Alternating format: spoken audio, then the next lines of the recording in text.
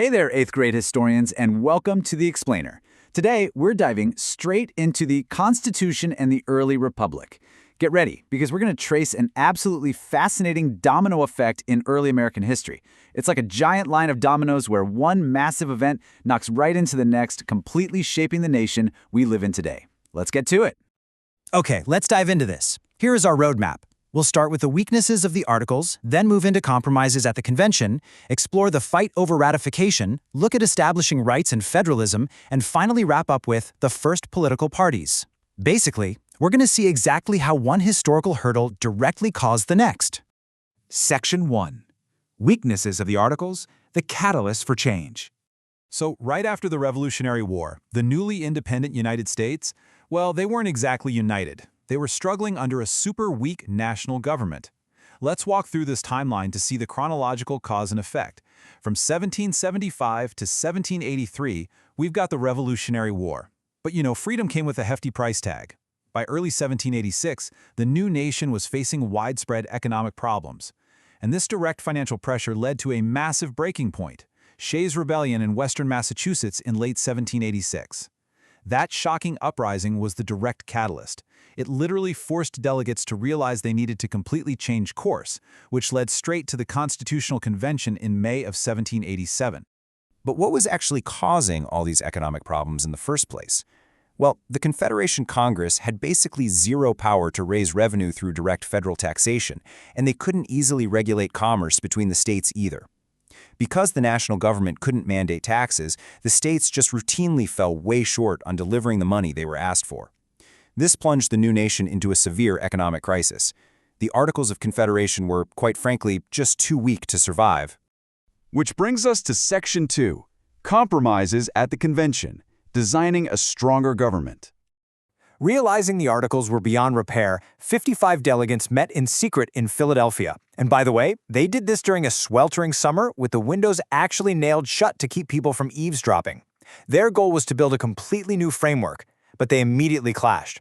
And this brilliantly illustrates the divide. On the left, we have James Madison's Virginia plan, calling for a bicameral, or two-house legislature with proportional representation based on a state's population. This heavily favored the large states. Now on the right, William Patterson's New Jersey plan proposed a unicameral legislature with equal votes for all states. This favored the small states. This intense clash over representation caused a major deadlock. The direct effect of that deadlock was the Great Compromise, also known as the Connecticut Compromise. This was a brilliant solution that successfully balanced the power between small and large states. It created a bicameral legislature where the upper house, the Senate, gets equal representation with 2 senators per state.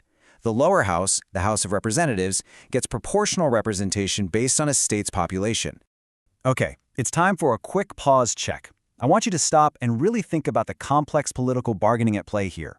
Why did Northern delegates agree to the 3/5 Compromise, which counted enslaved people as 3/5 of a person for the sake of representation and taxation, if some of those Northern delegates absolutely hated slavery? Well, here's the immediate reasoning behind that compromise. The Confederation Congress had just passed the Northwest Ordinance of 1787, which explicitly banned slavery in future Northwestern states. Northern delegates compromised on the issue of slavery in the Constitution because they believed this ban in the Northwest Ordinance secured a long-term balance of political power between states with enslaved people and those without. Moving on to Section 3, the fight over ratification, Federalists versus Anti-Federalists.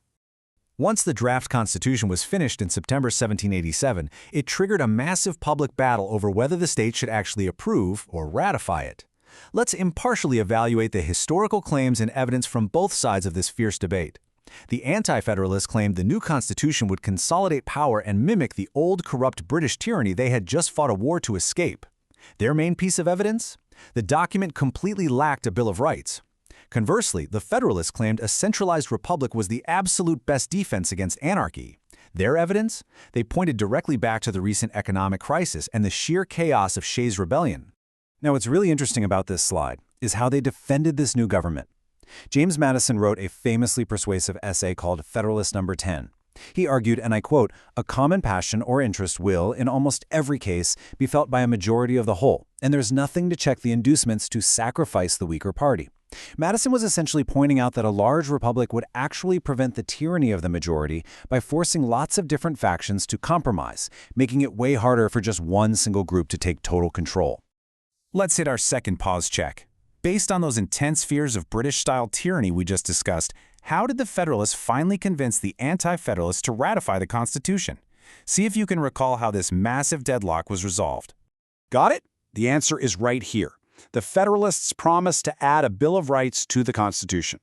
The direct effect of all that anti-Federalist pressure was this crucial, non-negotiable promise to explicitly protect individual liberties and place firm limits on the power of the new national government.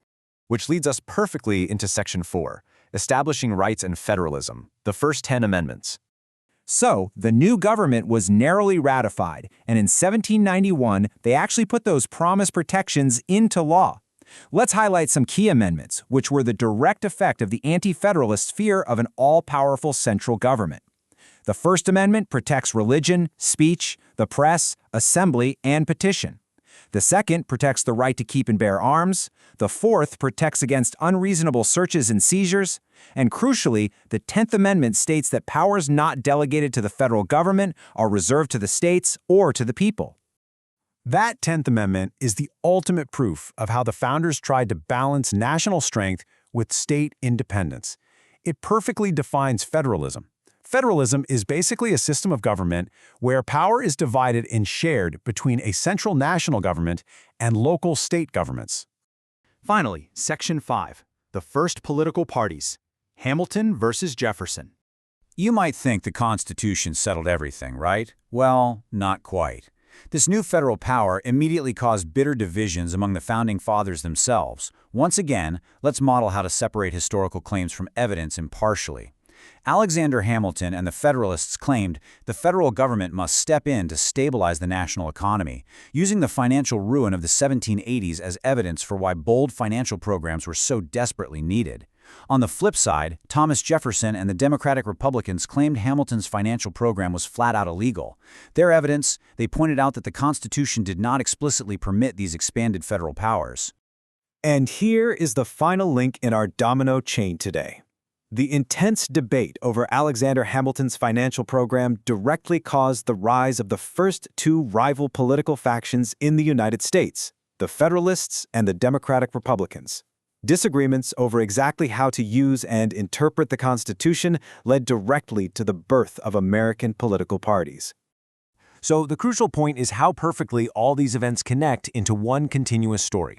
Step 1, the Article's weakness caused a severe economic crisis. Step 2, that crisis caused the Constitutional Convention. Step 3, ratification fears directly caused the creation of the Bill of Rights. And Step 4, ongoing constitutional debates over federal power caused the first political parties, its cause and effect all the way down.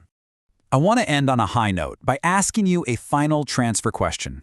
Think about this. How did the historical debates over federalism and states' rights, which started right here between the Federalists and Anti-Federalists, still impact the political issues we face in the United States today?